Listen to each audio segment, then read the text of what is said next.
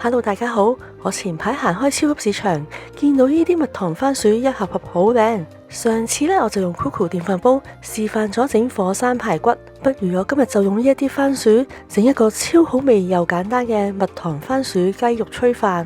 材料方面，我就準備咗一杯白米、半塊雞扒、一條番薯、半盒本菇、半條紅蘿蔔，仲有醬油、味淋、麻油、糖同埋高湯粉。如果屋企冇高湯粉，就可以用雞粉代替。我首先處理蜜糖番薯，先準備一盤鹽水。番薯方面，我盡量會揀一啲長條形，因為切成粒粒會靚啲。我先切走番薯嘅頭尾，然之後就將佢一開四，再切成粒粒。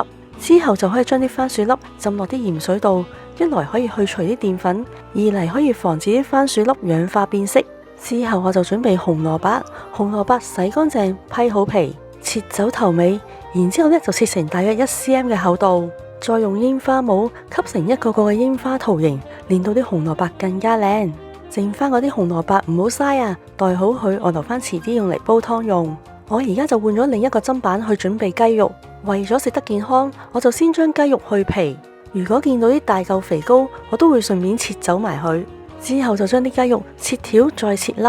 我自己好中意用雞扒呢一個部位，因為煮出嚟啲肉好滑。切好晒粒粒之後，就再做簡單嘅調味。半塊雞扒嘅份量，我就會用1茶匙嘅醬油、1茶匙嘅味淋、1茶匙嘅麻油同埋1茶匙嘅糖。將所有調味料同雞肉撈勻之後，就醃佢15分鐘。最後再處理埋本菇，剪走咗個根部，再將佢每2-3棵搣出嚟。本菇係菇類唔使洗噶，輕輕用啲濕布抹下就可以。啲雞肉都醃得七七八八，開始煮飯啦。將一杯嘅米洗好，然之後加水去到刻度嘅位置低3mm 度。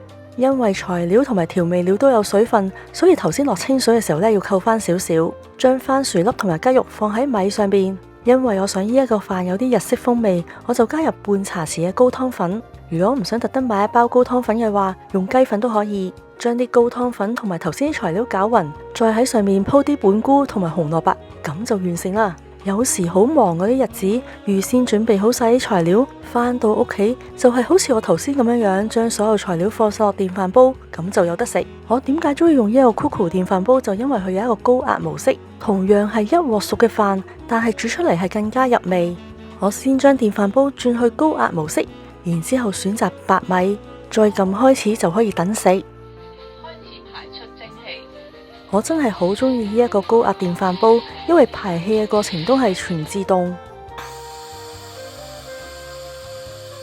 真係同用普通電飯煲完全冇分別。大約過咗半個鐘，聽到響聲就可以開飯。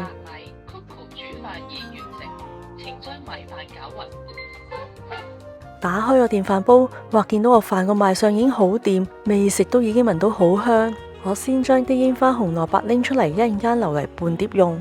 打鬆啲飯就可以潷落個碗度，呢度係2人份量，已經食到好飽。食過之後，我覺得用高壓電飯煲整出嚟嘅米飯好軟糯，再加埋有啲蜜糖番薯粒，食落去個感覺係好開心。紅蘿蔔同埋雞肉都好入味同埋好腍，個飯仲混合晒所有材料嘅精華，真係超級好味。我屋企人都對呢一個飯讚不絕口，大家有一